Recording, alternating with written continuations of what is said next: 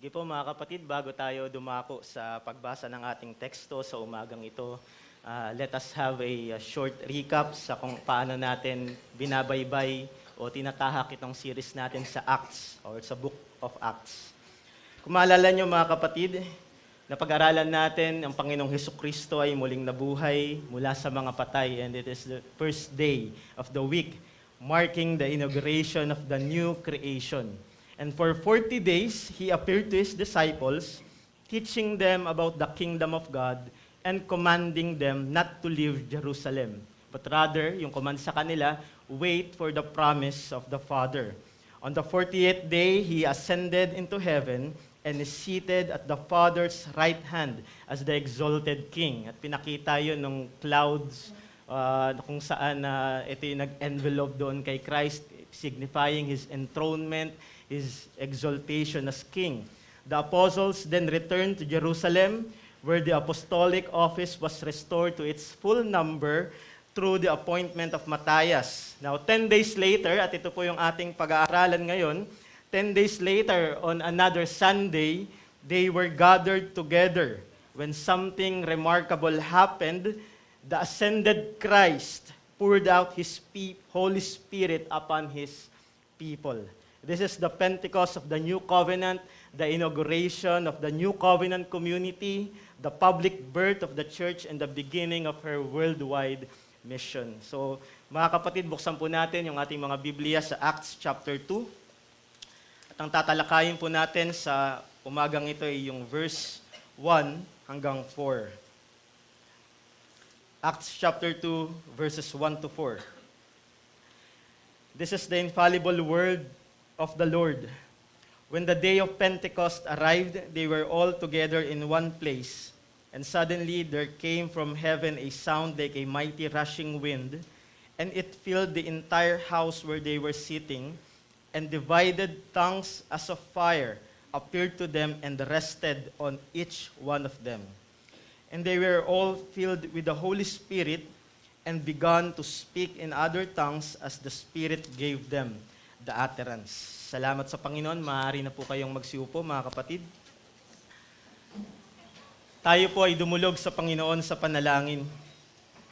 Panginoon, maraming salamat sapagkat niloob niyo ng iyong bayan ay magtipon muli sa iyong banal na trono. At ito'y sa pamamagitan lamang ng natapos na gawa ni Kristo Jesus at sa biyaya ng Espiritu na siyang umaakay sa amin tungo sa iyong kaluwalhatian. Kaya't kami nagpapasalamat at kasama dito ay ang aming pagpapakumbaba na kami ay iyong samahan sa pag-aaral na ito. Bigyan niyo pong katatagan ng aming mga puso at kahandaan din na tanggapin ang biyaya ng iyong salita, maging ito man ay saan yun ang pagpapala. Kasama dito ay ang pagtatama at pagpapalo din sa aming mga kasalanan. Tulungan niyo kami na magkaroon ng pagpapakumbaba, hindi lamang sa iyo at sa iyong salita, kundi sa aming kapwa mga mananampalataya. At ikaw ang maghari, Panginoon, sa pag-aaral na ito at hayaan niyo po ng mga biyaya ng iyong salita ay tuluyan na umagos sa aming pamumuhay, hindi lamang sa loob ng iglesia, kundi sa aming komunidad at sa bansang ito. Purihin ka sa pangalan ni Kristong Hari. Amen. Blessed Lord's Day, mga kapatid. Maaari po ba nating batiin ang bawat isa ng Blessed Lord's Day?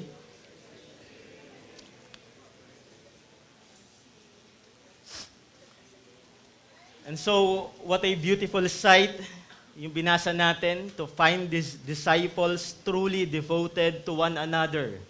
It is the day of Pentecost, a Jewish feast in the Old Testament. And yung Pentecost, meaning 50th, it was celebrated 50 days later after Passover.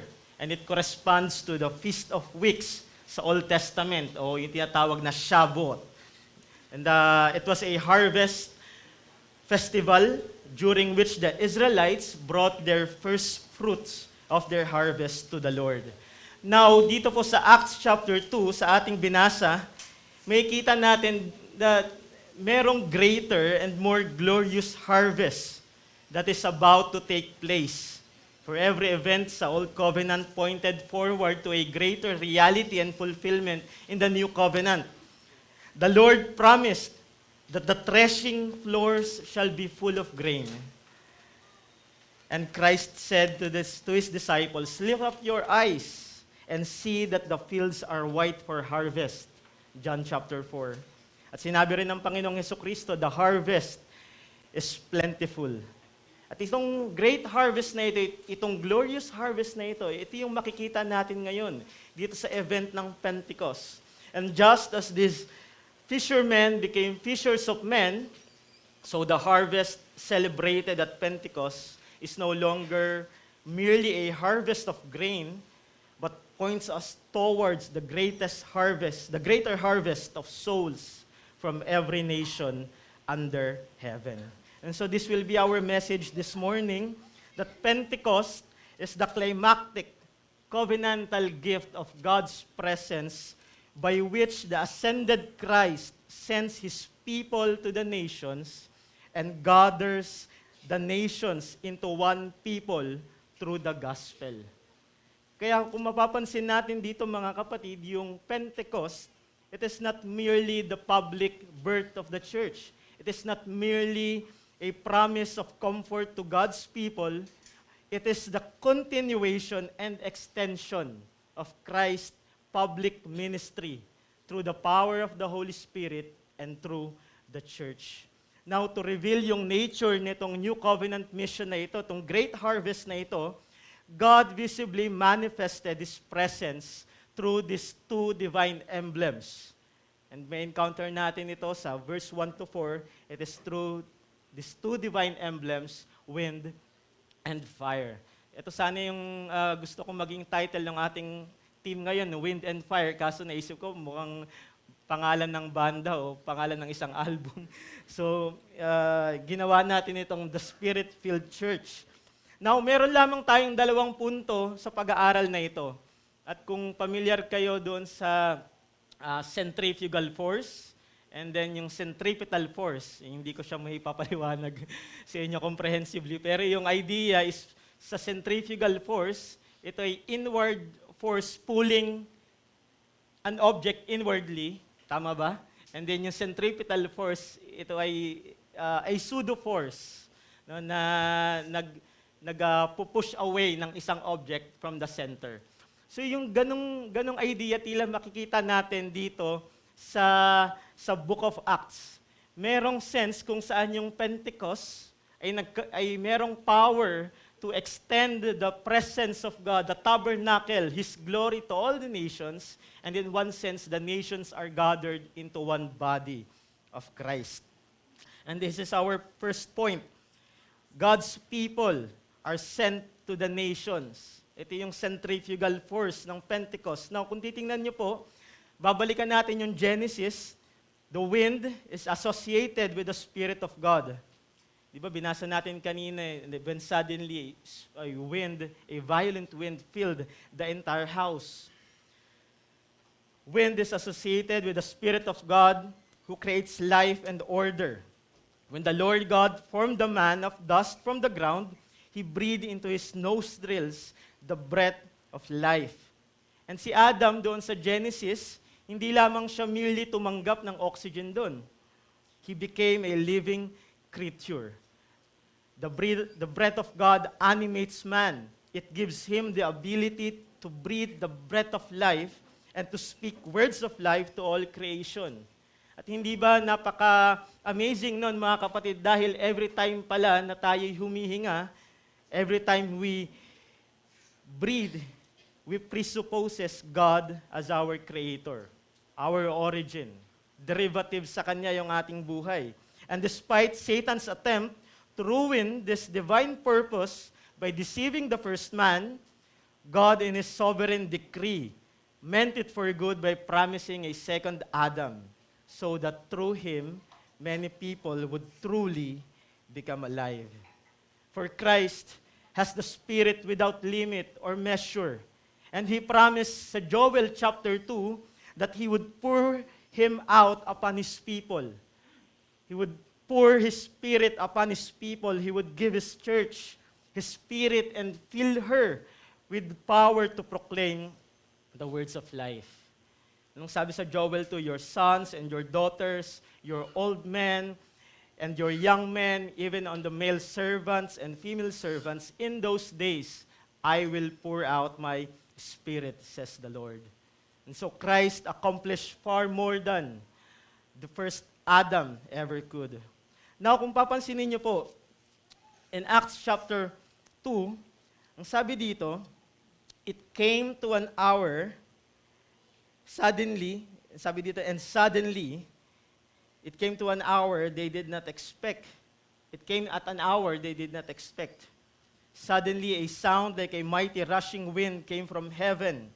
At yung suddenness ng event na ito at yung origin ng event na ito, which is from heaven, ay nagpapakita sa atin at nagpapaalala that this event, this work and power of God come from heaven alone and cannot be controlled by man.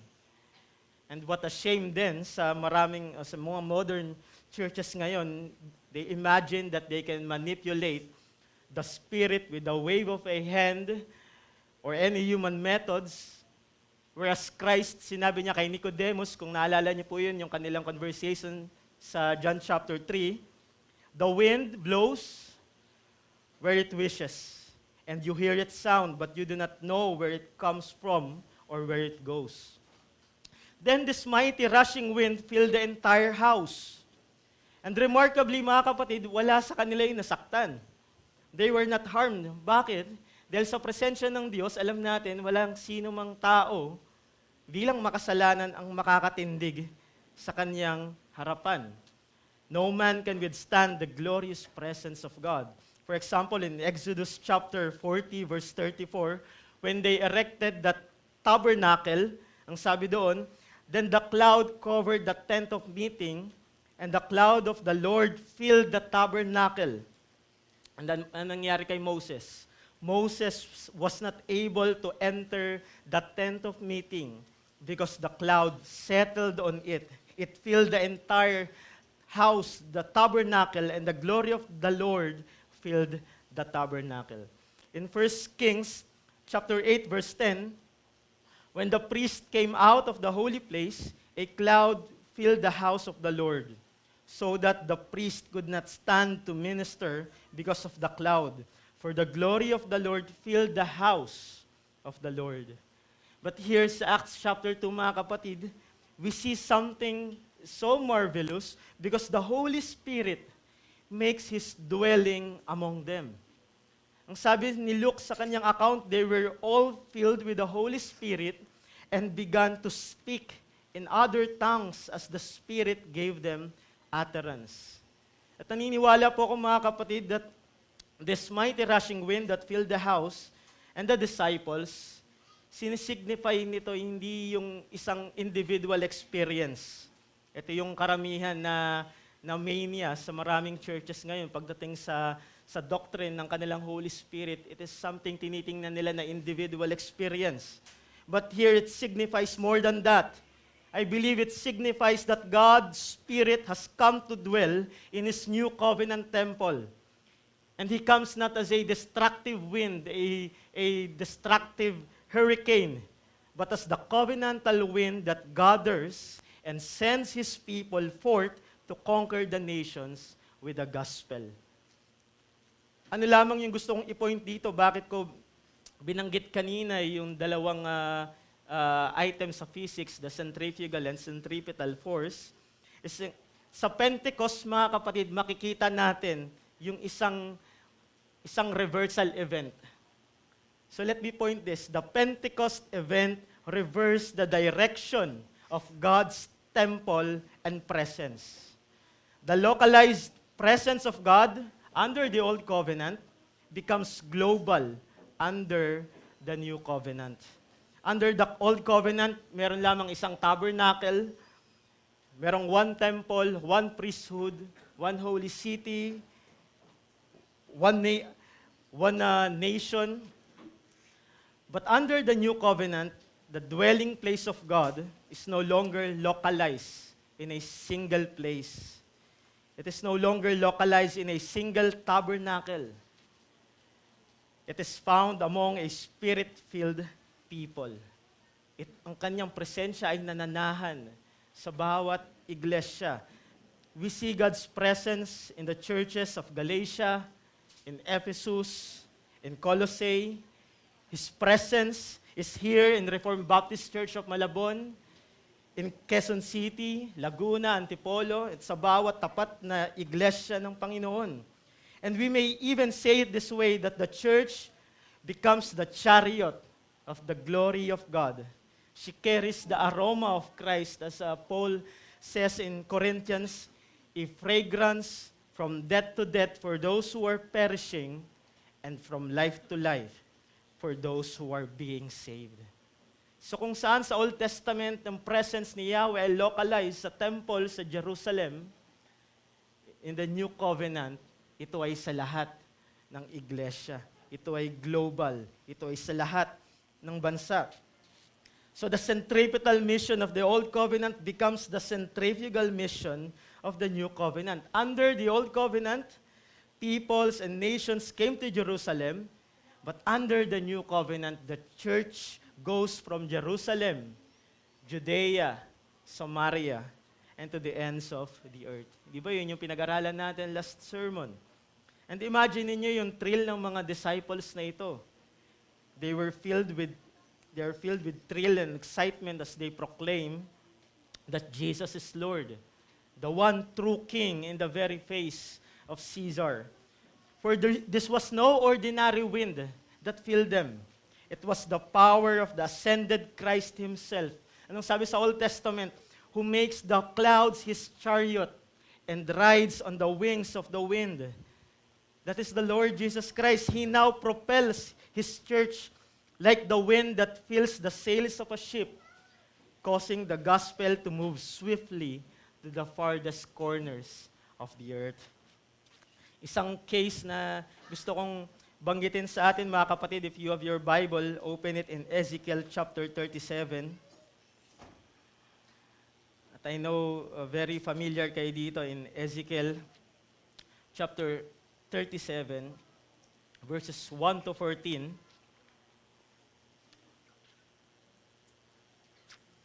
In verse 1, the hand of the Lord was upon me, and He brought me out in the spirit of the Lord, and set me down in the middle of the valley. It was full of bones, and He led me around among them, and behold, there were very many on the surface of the valley, and behold, they were very dry. And He said to me, Son of man, can these bones live?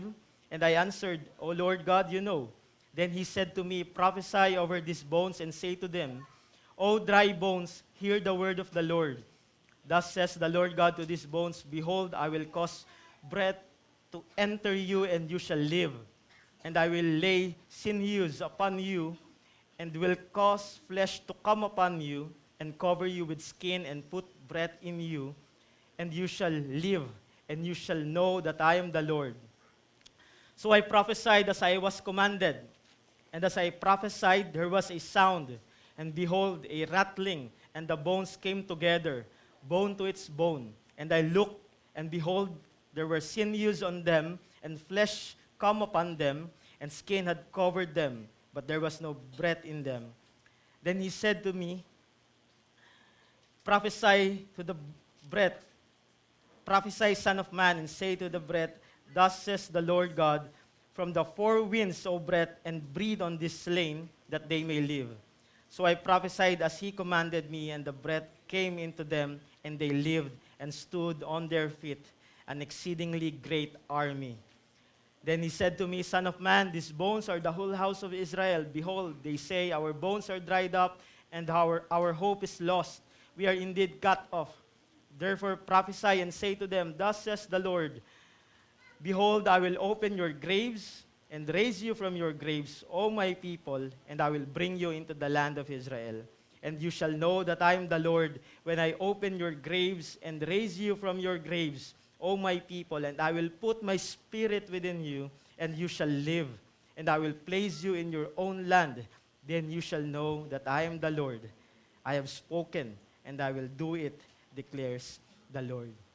Here, God commands the prophet Ezekiel to prophesy the word. The dry bones come together, pero yung napansin natin, wala pa ring buhay sa mga iyon. Pero anong sabi ng Panginoon kay Ezekiel? Prophesy on this dead, dry bones, and then God sends the breath. God sends the ruach, the Spirit, and they become a living army. And this is the power of the Holy Spirit working through the Word. Next sermon, mapapag-aralan natin na yung power of the Holy Spirit causing this supernatural event ay hindi hiwalay sa preaching ng Word. Now, dito sa binasa natin, they become a living army, and the same pattern appears dito sa Acts chapter 2. Sa verse 14 onwards, sa preaching ni Peter sa kanyang sermon, the Spirit is hindi hiwalay doon sa Word. And it caused yung mga listeners, kung saan ang dinescribe doon, they were cut to the heart. It is as if dito sa account ni Ezekiel, itong mga dead bones na ito ay nagkaroon ng sinews and muscle at diningan ng banal na espiritu at sila'y naging buhay. And now, we will next sermon, we will examine closely yung account na yun. But as a challenge sa bawat isa, especially those who remain outside of Christ, like the dry bones in Ezekiel's vision, you are spiritually dead apart from Christ. And sana marinig mo itong question ng Panginoon. Can these dead bones live? Can these dead bones live? Kaibigan, merong pag-asa ang isang patay sa Panginoon na mabuhay, magmuli. At ito ay sa pamamagitan ng banal na Espiritu. Ito ay sa pamamagitan ng pagkilos ng banal na Espiritu kung saan aakayin ka sa krus ng Panginoong Hesukristo. It is the life-giving Spirit of God through the gospel of our Lord Jesus Christ. And may you hear that sweet sound of the gospel. May you hear yung sweet sound of the wind of the gospel, kaibigan. At ito'y magdulot sa iyo to fully submit and trust in the Lord Jesus Christ. But for us, brothers, as the church militant, let us carry the spirit of Pentecost. The book of Acts, together with our church history and tradition, tells us that from this small community of believers came along a long trail of triumph and glory. We are part of this great procession. We are part of His army. We are His army, trained and equipped to subdue the earth and fill it with the glory of Christ. Ito yung centrifugal mission ng church. It is the wind. The Spirit propels the church to spread, to proclaim the gospel and victory of the Lord Jesus Christ. And so, let me conclude our first point by saying this, that Pentecost tells us that victory is in the hands of the ascended Christ and His church. Let our Spirit-filled lives fill our homes with the presence of Christ.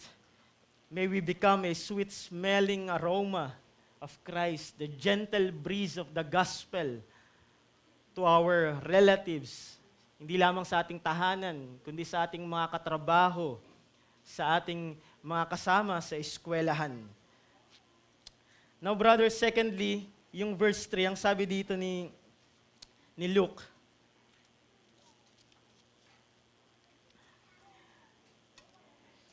this verse 3 shows the second emblem of His divine presence. Divided tongues as of fire appeared to them and rested on each one of them.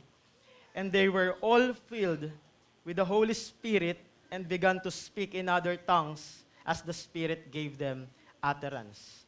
Now, secondly, our second point, nations are gathered into one people of God.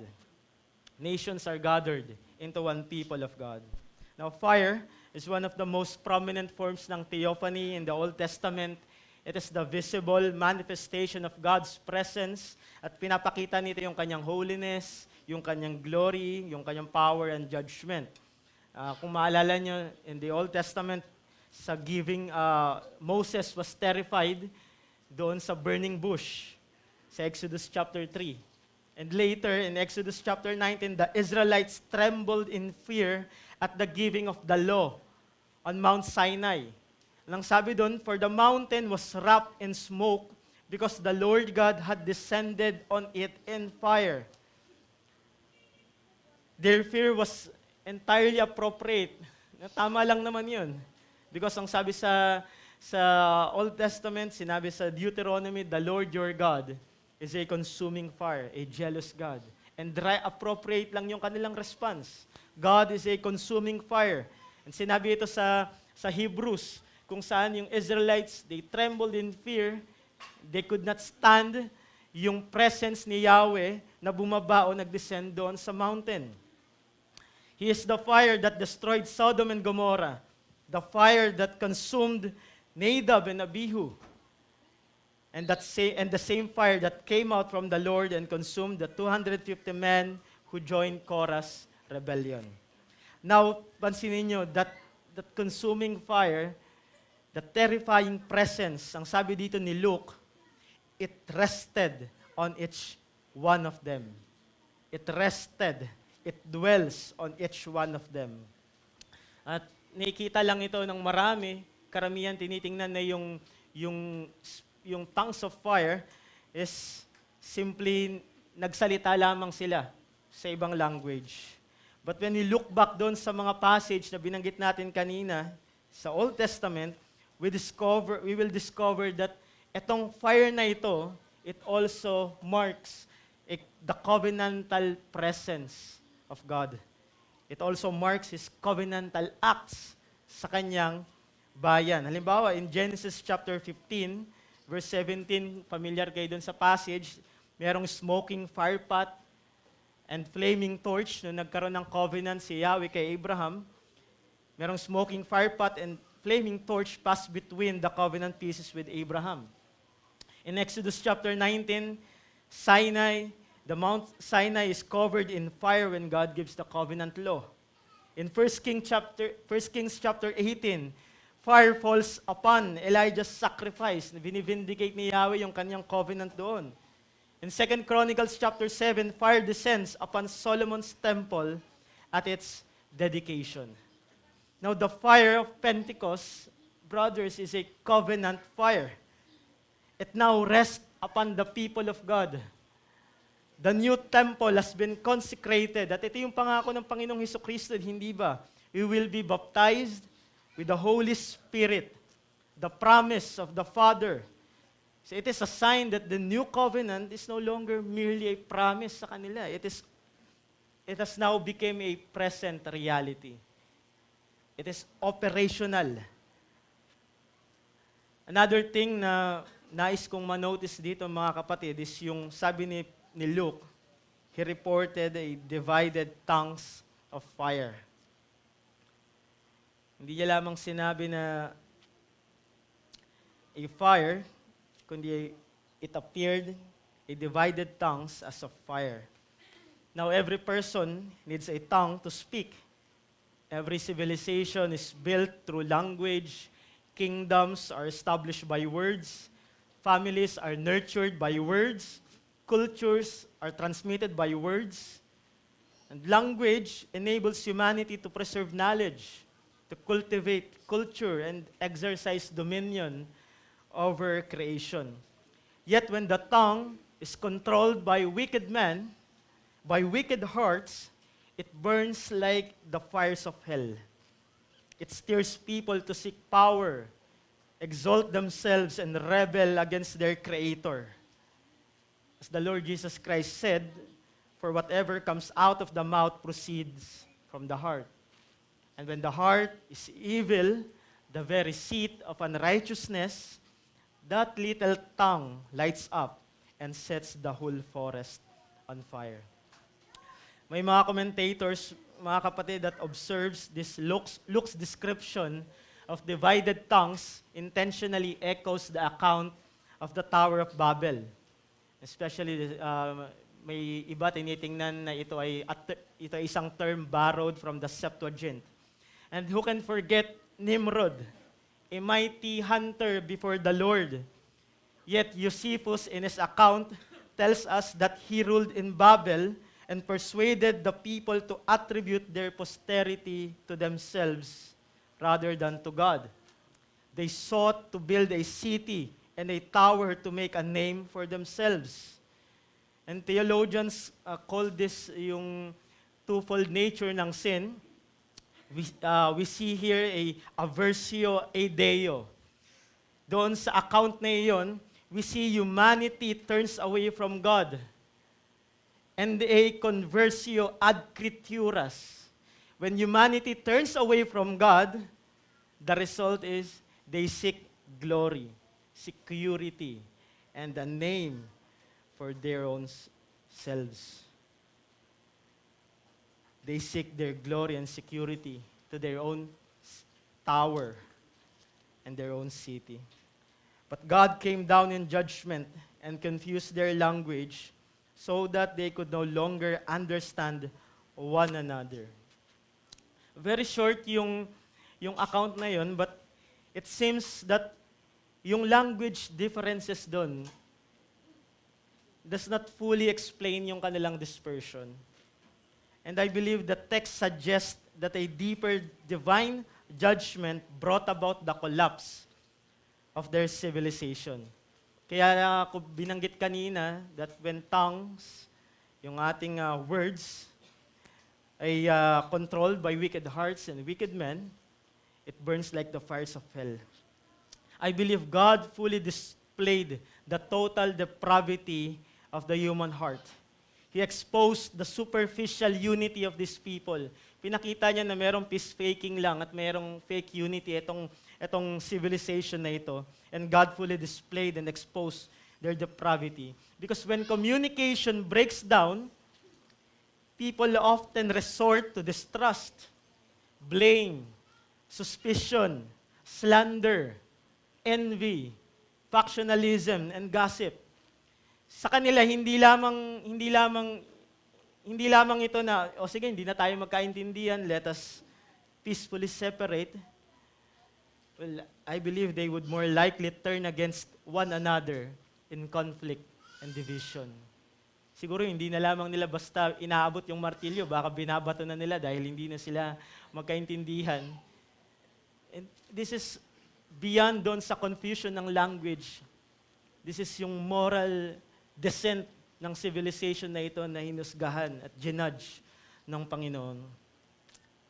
It is about the disintegration of a proud and rebellious human civilization. And so the Lord scattered them over the face of the earth, bringing both their city and their ambition to an end. Ano yung gusto kong i-point, brothers? That the Pentecost event marks the beginning of the reversal of sin's effect and reign. Hindi lamang nito ni-reverse yung direction ng temple and presence, kundi ni-reverse din ito yung epekto ng kasalanan at yung paghahari nito. Anong sabi ni John sa Revelation chapter 21? When he saw the Lord Jesus Christ, he who was seated on the throne said, "Behold, I am making all things new." Hindi sinabi doon ng Panginoong Hesukristo, "I will make new things." Ang sinabi doon is, "I am making." So, merong progress, under construction. Meron siyang improvement na ginagawa. I am making all things new. And this is the glorious reality na makikita natin dito. The triune God who came down to Babel, is the same God who visited His disciples at Pentecost.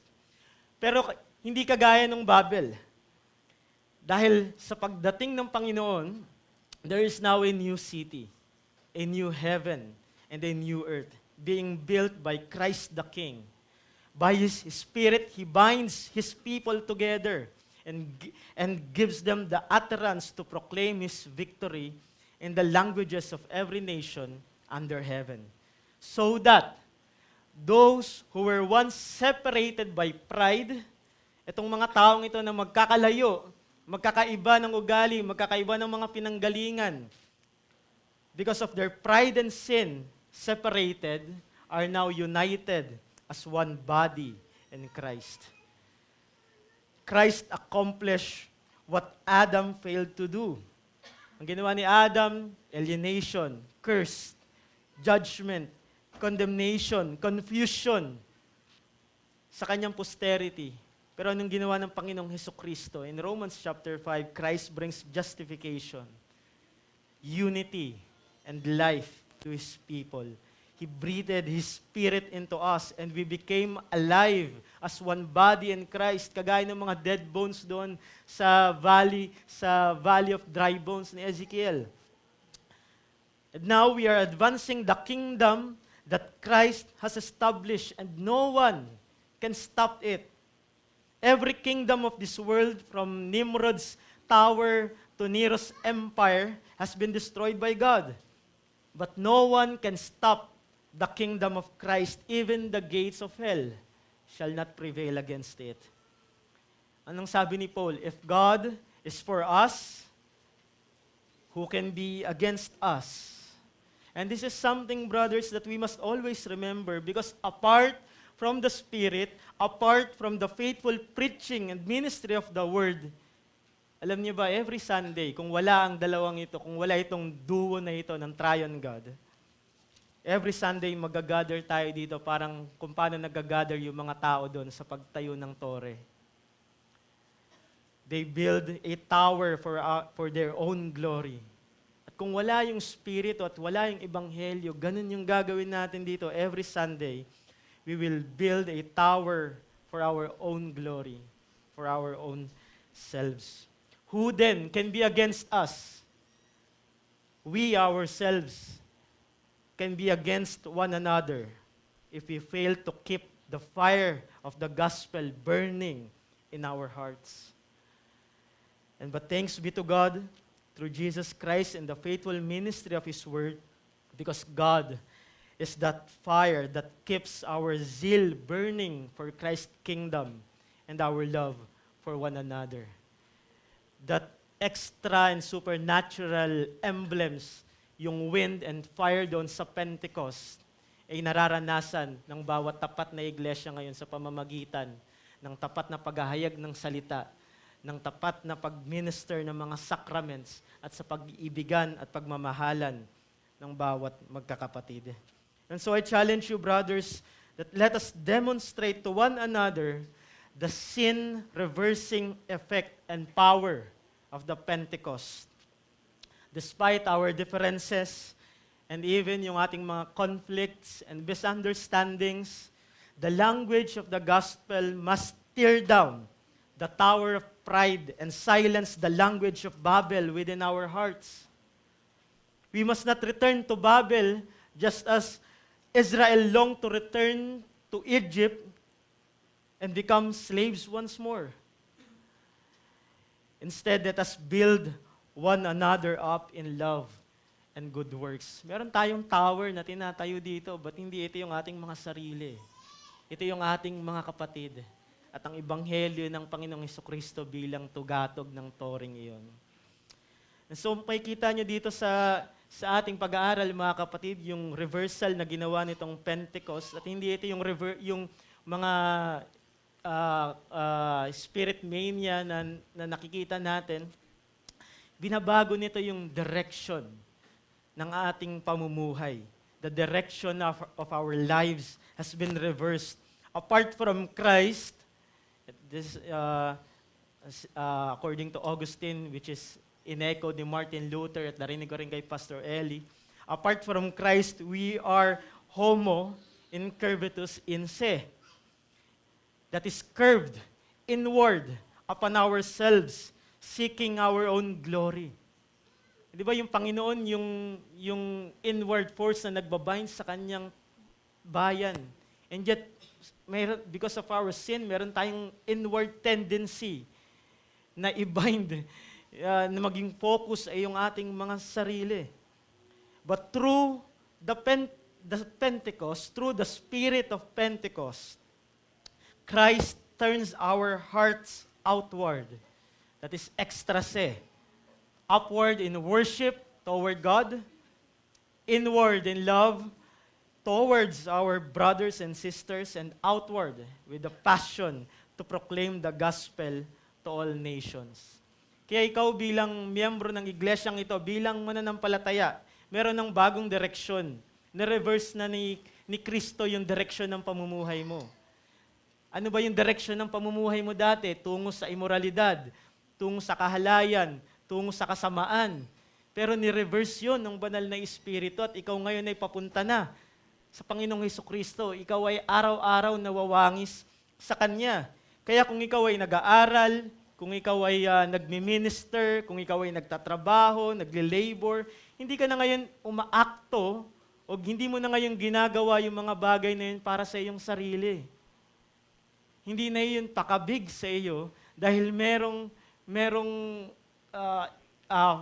force, Pentecost force sa iyo kung saan ang mga bagay na ito ay nire-redirect niya para sa kaluwalhatian ng Panginoong Hesukristo, para sa establishment ng iyong mga kapatid.